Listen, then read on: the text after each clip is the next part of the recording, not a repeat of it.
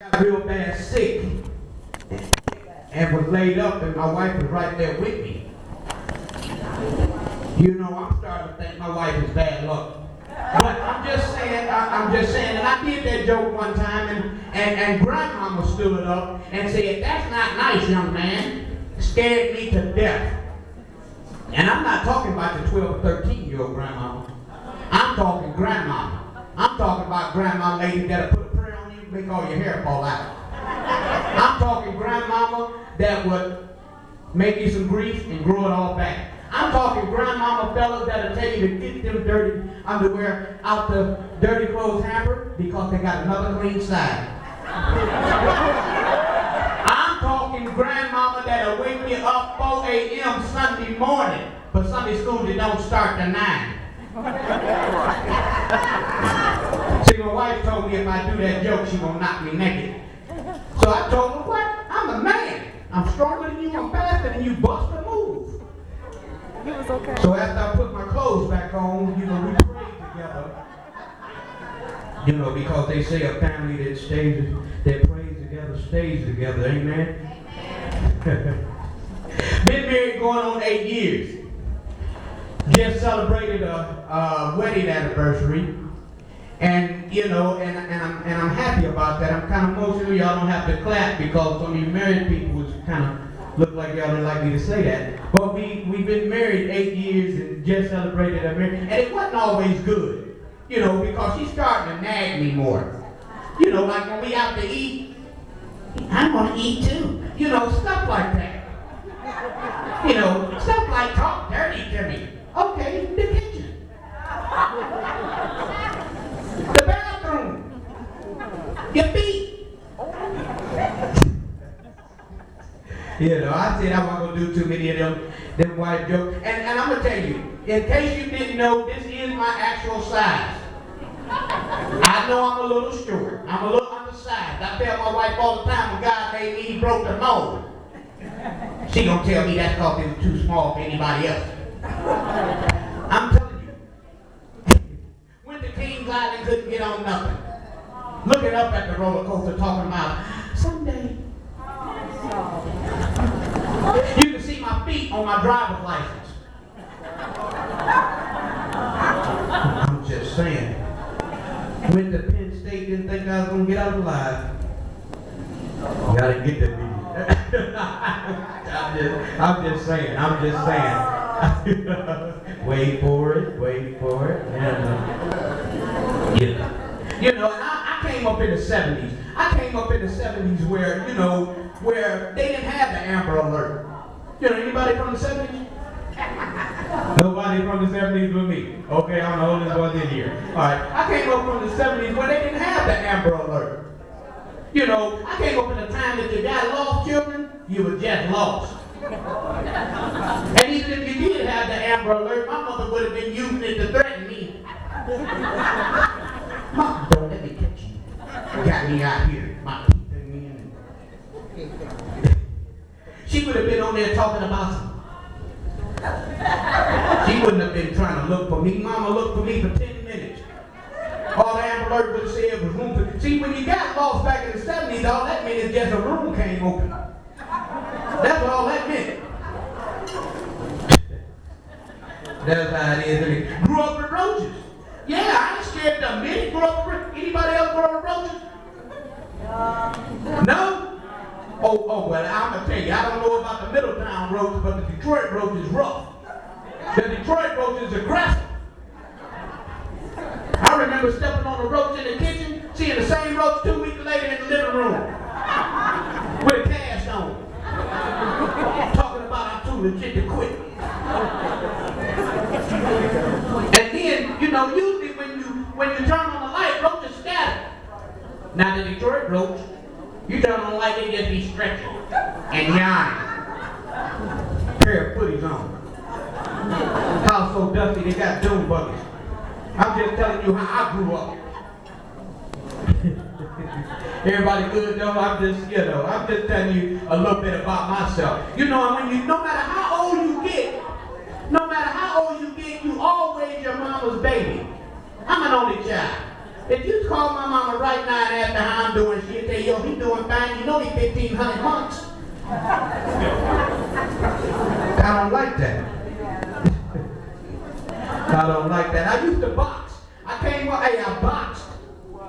I used to box in Detroit out of world famous Crump Gym. Same gym Tommy Hitman Hearns. Y'all know him? But see, I quickly found out that was not the sport for me. Not for the reasons y'all may think. Because I didn't like how they introduced me. In the red corner, standing at a mere 5'4", 160 pounds, crying with a snot bubble in his nose. And then they would introduce my opponent better than they did me. In the blue corner, standing at 3'4". She simply goes by the name of Sarah. No, I don't like that. You know, I've been robbed, beat up, stabbed. I'm telling you, them little girls in Detroit can be rough. I'm just saying. I ain't ashamed to admit it. And then, you know, me and my wife, we got a ministry. It's called Divine Love, where we mentor and speak to troubled teens. And we mentor youth and troubled teens, you know, because they think it's cool and sexy to wear their pants way down here. See, I came up in a time where a belt was to hold your pants up. But they think it's sexy and cool. And see, that's originated from jail. I've been to jail before. It wasn't nothing sexy about it. I'll tell you right now. I used to wear my pants so high and tight. I had to unzip the zipper to see. Hey, I'm just telling you how I grew up. Was on drugs real bad. But over 20 years clean. Amen. Amen. I couldn't even do that right. I was that guy in the bushes. Thinking to myself, pacing my own house. Thinking to myself, this brother never comes home. So then, that's when I turned to the life of crime. Because it ain't nothing like getting a good crime in before the party. So, me and my boy, I used to hang with stupid criminals. You know what I'm saying? I was the smartest one of the bunch. I remember doing the crime. Police didn't even know I was there. They caught my boy, taking him out. He gonna stop and say, come on, Joe, we caught. See, by me being the smartest one, I came out and said, no, we're not. So they took him to jail, and needless to say, crying with a snot ball in his nose. I'm just saying, that's how I came up. I don't know. But like I said, been married 8 years. And see, you know, marriage is a beautiful thing, but it wasn't always good, you know, because you know it's bad. You know your life is bad when the devil tells you you need Jesus. I remember the conversation like it was yesterday when he called me into his office. He said, son, we're going to have to let you go. You caused too much trouble and you lied too much. That's what he told me. He said, son, you need Jesus. You know, I'm just telling you how I live. Just a little bit about my upbringing, that's all. I don't know, there's a few things that I wanted to talk about. You know, it's really rough. It's really rough out there. I remember, you know, it's really hard. You know, we got these youngsters, they shooting and they killing each other, and you know, and it's a sad thing. See, I came up in a time where if you got beat up, you just was beat up. You just beat up and just, that's it. You live to fight another day. See, you can tell by my signs that I wasn't always winning. You know what I'm saying? I've been beat up by little girls and all of that. See, a young guy gonna come up to me the other day and say, did they have Pampers when you was coming up? You know, it kind of made me mad because I'm wearing a pair right now. And that's what took me so long. We took too long to get here and we had to stop and I don't know, how much time, how we doing on time? How much time we got? You have 30 minutes. Oh, I'm good, I got 30 minutes? I got 30 minutes? Yeah, you good. Okay. All right, thank you. All right, but everybody good though, everybody look good. Ladies, give yourselves a round of applause, you beautiful On Mother's Day. Yes. You know, I admire you ladies. I do. I admire you because you can go to church, you can greet each other with a hug. You can greet each other with a kiss. You know what I'm saying? You go to the restroom together. See, me and we can't do that. I can't go to this brother and say, bruh. You know, after I can kiss you. Bruh. You know, I'm bloated. And I'm starting to cramp. Can you come to the restroom with me? And, you know. Well, we can't do that. You know what we gotta go through. We gotta go through all of this. You know how we do. We gotta go. That's why we hug. Because when you're tired, you know, you gotta be in shape to agree to brother. You know what I'm saying? You gotta be in shape. You know, ladies, I admire you. I really do. I really do. And my mother, you know, I caught. See, my mother thought I forgot about her. I ain't called her nothing. I'm just, you know, because I got her something going tomorrow. I got her something delivered. You know, I'm delivering something, so I ain't called her nothing. I know she gonna call me. You know, my mother about 2 feet shorter than me. You can barely see her. You know, so she kind of upset at me probably. You know, but yeah, like I said, there's a lot of things that I like to talk about these troubled teens, and we gotta school them because some of you'll be surprised that it's not their fault. It's not all their fault because they don't know what's cool and what's not cool. Young guy came up to me the other day and said. And I hadn't seen him in a while. I said, what's going on, young brother? How's it been? He said, yeah, I've been doing the daddy thing. I said, praise God, spending time with the family. He said, no, locked up for child support. See, they don't even know. You know, and that's what I'm talking about. They don't even know. He think that's cool. He think he did his father's duty by being locked up for child support. You know, I mean, I'm telling you, I got a son 22 years old, and he pray for him because he don't have a clue. He don't have a clue. I mean, he's just out there running wild. I mean, he hustling what they call backwards. So I don't know, but everybody good, and I'm glad. And I came in here and I'm running late, and I really didn't have time to, you know, the get myself together or get my thoughts together and all of that. But it's all good because y'all look good and y'all showed me love when I walked in here and y'all thought, you know, and I tell my wife all the time, I say, you don't mess around and somebody gonna take me from you. She said, I ain't worried about it, they bring you back.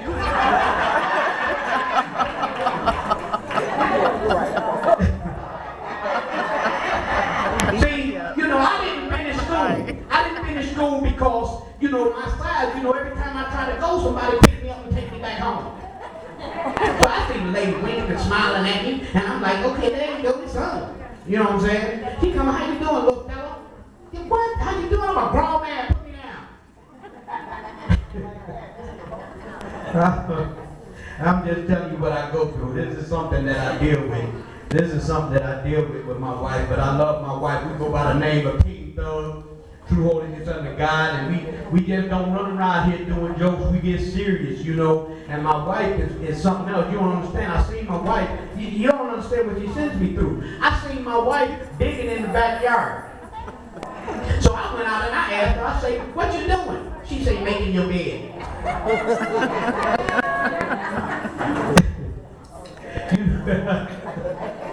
I'll let that marinate a little bit. That's how you know, fellas, you did something wrong. When your wife digging and she say, making your bed. Or when you wake up in the morning and she just sitting there looking at you. What's the matter, baby? Just thinking. Thinking about what? You know what I'm saying? I don't know. I see the guy. I watch. Who in here watch the World Deadliest Police Chasers? You ever seen this? You ever seen that? I seen the guy, and it was mind-boggling to me because I seen the police. The guy ran and he flipped and jumped over the embankment. Yes, and the police ran and jumped right over it. Didn't he? The police ran and jumped right over it. I admire that guy because had that been me. Hey, I hope this prayer make it down there with you, brother, because you ain't make it. I'm kidding, you know. I mean, I'm sorry. You just ain't gonna make it. You shouldn't have done that. Don't do that no more. You know, and that's the thing. And you never hear them. And then when they leave, they'll tell you I made it. Yeah, right. They never give honor to God. You know, that's how you made it. Because God held back the hand of death. Yeah. You understand what I'm saying? And you never hear them say that. You know. But I'm telling you, grew up in the ghetto. Grew up in the ghetto, and, you know, and it's rough in the ghetto, you know. And it was rough for us. And we couldn't afford no bigger clothes. So that's why I just didn't grow.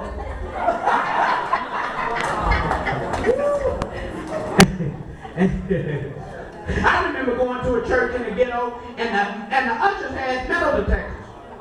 Yeah, the ushers had metal detectors. So I pulled one of the ushers to the side, and I said, "You got a weapons problem in the church?" She said, "No. Pastor just want to make sure ain't nobody bring change in." I'm just telling you how it is in my hood. It may not be like that in Middletown, but it's like that in my hood. I don't know. It's just a lot of things that I want to. What about you? I mean, they sending the president through something, ain't they? Now, it was fine. Everything was fine when stuff was all messed up. Ain't nobody said a word. Now, Obama get in there and make a couple bad decisions, and that's the talk of the world. They were just waiting for it. It's all right, though. It's going to be all right. Because I'm going to run for president. Not because I got some good ideals. I just want to ride around in a limousine and lay up in the White House. You know, that's all I want to do. I don't know. But so what y'all think? Y'all think everything gonna be all right though? By the grace of God? You think everything gonna be all right? We just came from Atlanta. We just came from doing a show in Atlanta. And them people down there is rough. Down in the South, them people is rough. I'm telling you. I'm down there in a sweatsuit. It's about 200 degrees.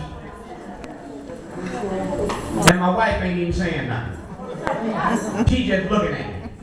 I'm sweating like a slave. She ain't even saying nothing. I'm telling you.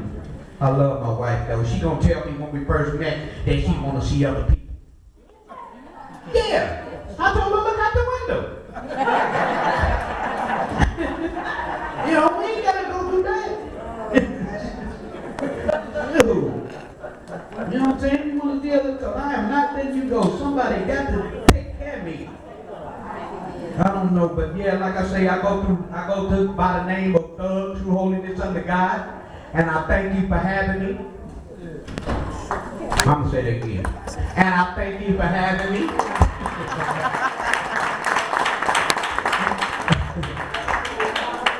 Well, this weather's kind of hot up here. But yeah, my name is Thug, True Holiness Under God. Thank you, okay?